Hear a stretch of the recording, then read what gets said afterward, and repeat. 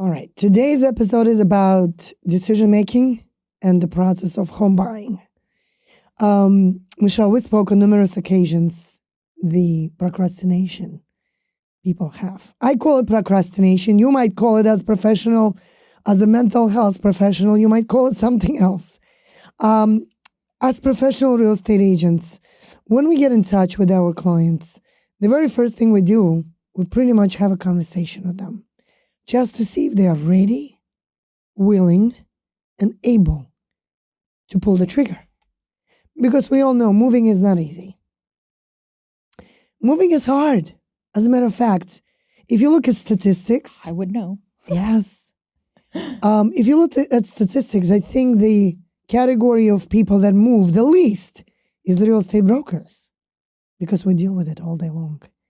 And we simply don't like the process. That's why we're there to help others to go through the process when they're ready, willing, and able. So today I want to dive a little bit deeper into the emotions, the feelings, and why people procrastinate, why there is a lot of people out there that collect their personal items in a way that it becomes almost impossible to move. Why they wait until they become almost physically incapable to move.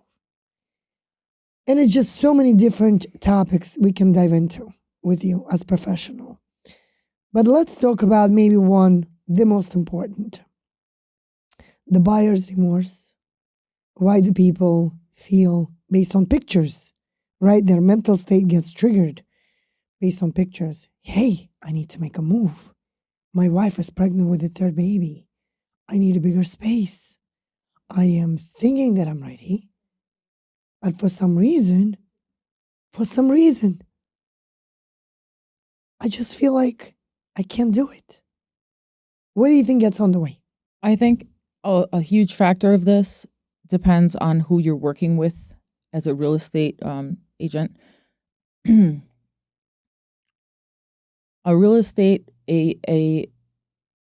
A good salesperson is gonna try to go into the psyche of this person. How can I sell this without knowing them, though? Right. So moving backwards, whether it's a client in in treatment, in therapy, or buying a house, it actually all comes hand in hand together. And you mentioned letting go. Yes. Right. So letting go is not easy. I know. That's why, real estate agents need to be cognizant that it's not just materialistic and financial gain. It's emotional. Very emotional. These people have outside stressors. Yes. So adding this to the table, am I ready to make this huge move with everything else? Everything's always going on, right? It's never the right time. Right. But so a rational person is going to say, like you mentioned, I know I need to move because X, Y, and Z. But a procrastinator will make decisions based off of emotions. Right. And let's now discuss the emotions. There's a familiarity with your home, where everything is, your memories, you're in control of that environment. Even if it's chaotic, it's controlled somehow, some way. When we are in a position where we're going to go into somewhere that is the unknown, we start to panic. So if this person moves, they're going to have to think of, they're going to have to, think of the thoughts that are going through the anxiety, the thoughts that are being produced by that emotion, anxiety. And those thoughts must be, I don't know where I'm going to go. I know where I'm going to go, but I don't know where I'm going to go mentally. And the feelings too. The feelings of being even as basic human nature, we are supposed to come in a pact, and we are supposed to come with stability and knowing, having a home is one of the basic needs other than food and other than shelter. Yes. So when that is impacted, the possibility of losing your shelter to go into another shelter, that's scary. Yes. Because it's tapping on basic needs. So that anxiety is very real. That coupled with, other anxiety factors such as this is happening in my life here, this is happening in my life here. And then they really start to feel out of control. And it's hard to gain that. So I'm not going to procrastinate. I'm not focusing on buying a home. This is too much for me, too raw. I'm already dealing with so many other things. Now we're going to go back to depression. When somebody's faced with depression, most likely they're lamenting about the past and they're like low self-esteem and stuck in that, what coulda, should've, and then the motivation gets impacted from there and it becomes a vicious cycle. But clients who have struggled with perhaps not letting go might go hand in hand with their depression.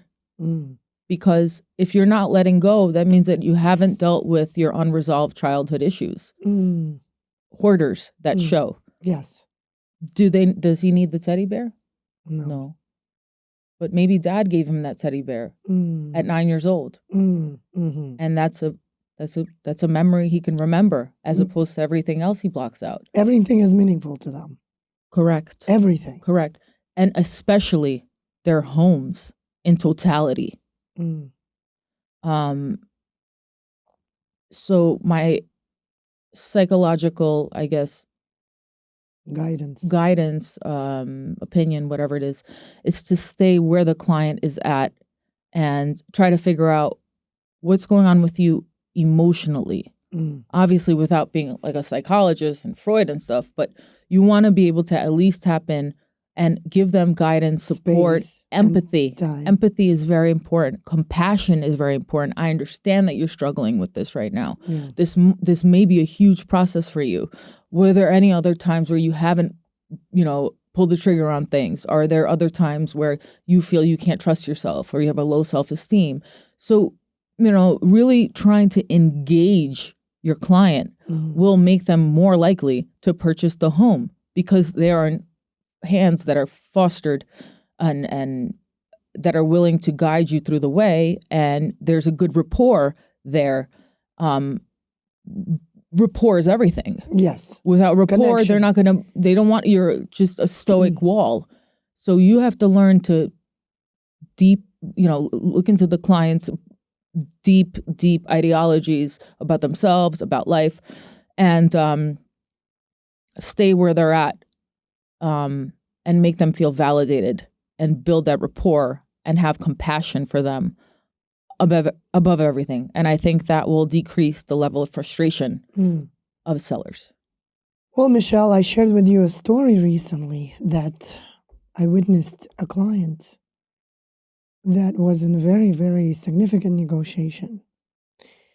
And my experience was very brutal because I witnessed him lose over $500,000 right before my eyes.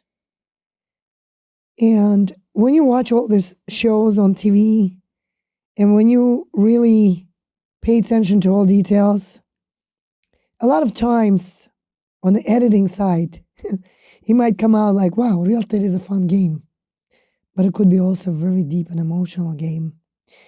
Not only for us, our clients as well. In many cases, they might think, well, my home is worth more money. Let me wait. My home could sell for definitely more because real estate broker just wants an easy sale. Wait. Let me wait. She's got a buyer or he's got a buyer. Oh, it happened too fast. Let's wait. Michelle, I work day to day and operate. Majority of my decisions with deep intuitive mental state. And I could predict upfront to what the outcome will be, maybe in about a year or two. Some clients could say that I have some magic touch. I believe it, intuition. Do you use, and sorry to interrupt, but when you are able to make that effective prediction, do you know how the outcome is going to be based off how the client acts or reacts based off the personality that you have seen? Are you able to better predict what the outcome is going to be? If give me like an example that, let's say somebody feels like my house is worth more. So this client is obviously entitled. Correct. And is not thinking about the future. They're thinking about how much more gain can I get now? So the outcomes sometimes are very scary, and I could predict them. And I just had a case recently which I want to share. So there was 5 houses on the block. He was one of the second houses on the block. The third, the fourth, and the fifth was on the market also to sell. The developer had a very good share of the block to ignore the one that was the most greedy. And the one that was the most greediest, he had a chance to get probably the most money out of all because he was the most noisy one. We shook hands with the builder. The seller woke up the next morning and said, you know what? He's buying all 3. He'll pay me more. And I said, I hate to say it, but I think you're going to start pushing the wrong buttons because a lot of those investors and developers, they could only reach a certain point. And then when you keep pushing it and you reach the height of their last drop in that cup, they just walk away. That sounds like greed. Okay? And so when we witness situations like that, it becomes very challenging to see a client right before your eyes making a stupid decision, not accepting an offer, and losing $500,000. As of today, right now, that builder who bought 3 other homes started to build, and imagine you have your one-family home, has a building right next to you, coming up with almost 7 stories. And that's what we see up front because we know the forecast of what will happen. We know exactly what's going to happen. We know the zoning rules. We know the zoning laws. We know exactly what's going to happen next to you.